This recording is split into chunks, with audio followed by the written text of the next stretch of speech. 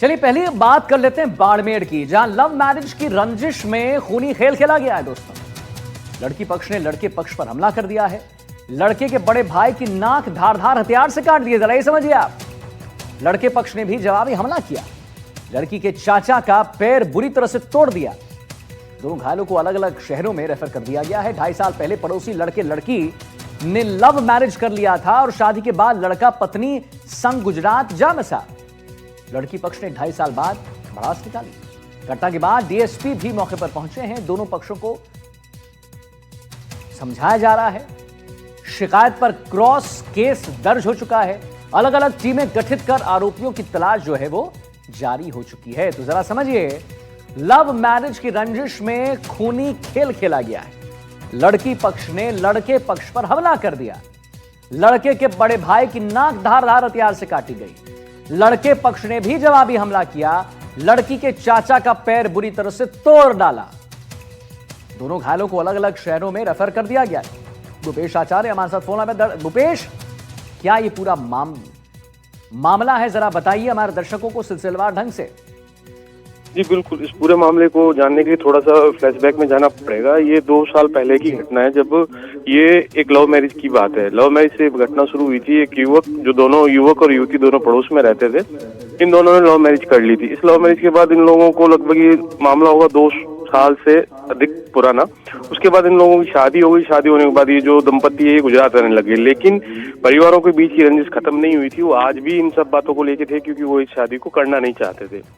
इन्हीं तमाम बातों को लेके पहले एक पक्ष द्वारा दूसरे पक्ष के पे हमला किया जाता है और उसमें उसकी नाक काट दी जाती है।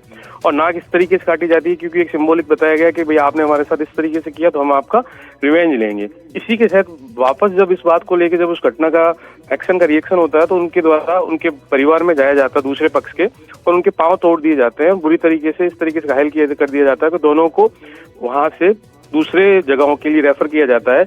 एक को सांचौर के लिए रेफर किया है, वहीं दूसरे को जोधपुर के लिए रेफर किया है। इन दोनों की स्थिति नाजुक बनी हुई है फिलहाल डॉक्टरों के ऑब्जर्वेशन में। पुलिस का ये कहना है जो भी इसमें आरोपी हैं, मामला दोनों तो पक्षों की तरफ से क्रॉस मुकदमे भी दर्ज हो चुके हैं, उनका ये कहना है कि जो भी इसमें आरोपी हैं उनको जल्द गिरफ्तार किया जाएगा। पुलिस ने अपनी टीमें लगा दी है और इस पूरी घटना के पीछे जो कहानी और जो रहा वो 2.5 साल पुरानी जो एक प्रेम प्रसंग के बाद जो विवाह में बदला, वही एक वजह बताई जा रही है। और जो आरोपी हैं वो फिलहाल फरार है। पुलिस का कहना है कि जल्दी इनको हिरासत में लेके इनके खिलाफ जो भी मुकदमा दर्ज हुआ उन धाराओं के तहत कार्रवाई की जाएगी। जी चलिए ठीक है, बहुत बहुत धन्यवाद आपका महत्वपूर्ण जानकारी देने के लिए। और अब आइए आगे बढ़ते हैं। बूंदी से खबर आ रही है, उसके बारे में जरा आप समझ लीजिए। बूंदी में भीषण सड़क हादसा हुआ है। सड़क हादसे में 4 लोगों की मौत हो गई है। एक ही परिवार के ये सभी मृतक बताए जा रहे हैं। 12 किसी कार्यक्रम में शामिल होने जा रहे थे सभी, और सिलोर पुलिया पर यह सड़क हादसा देखने को मिला है। तो बूंदी में भीषण सड़क हादसे में 4 लोगों की दर्दनाक मौत, और एक ही परिवार के ये सभी मृतक जो है बताए जा रहे हैं। 12 किसी कार्यक्रम में शामिल होने जा रहे थे और सिलोर पुलिया पर यह सड़क हादसा जो है देखने को मिला है। 3 तस्वीर आपको आपके समक्ष हम दिखा रहे हैं एनडीटीवी राजस्थान पर। आप देखिए कि कैसे बूंदी में हादसा होता है। कार पर डंपर पलट जाता है और हादसे में 4 लोगों की दर्दनाक मौत जो है वो हो जाती है।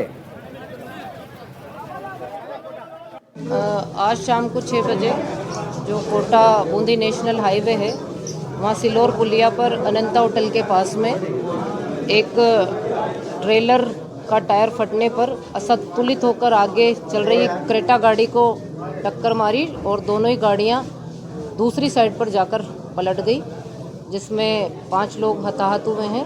4 की मृत्यु की सूचना है, एक घायल है जिनका उपचार जारी है। एक कार और एक डंपर है, टोंक से कोटा जा रहे थे। किसी कारण से आपस में उनकी भिड़ंत हो गई और ट्रोले डंपर है उसके नीचे कार दब गई, जिसमें कुछ 5 लोग सवार थे, जिसमें से 4 व्यक्ति हैं उनकी डेथ हो गई और एक व्यक्ति उसका उपचार चल रहा है बूंदी हॉस्पिटल। ऐसा अभी पता नहीं चला है, वो पुलिस तहकीकात करेगी, उसके बाद ही बता पाएगी।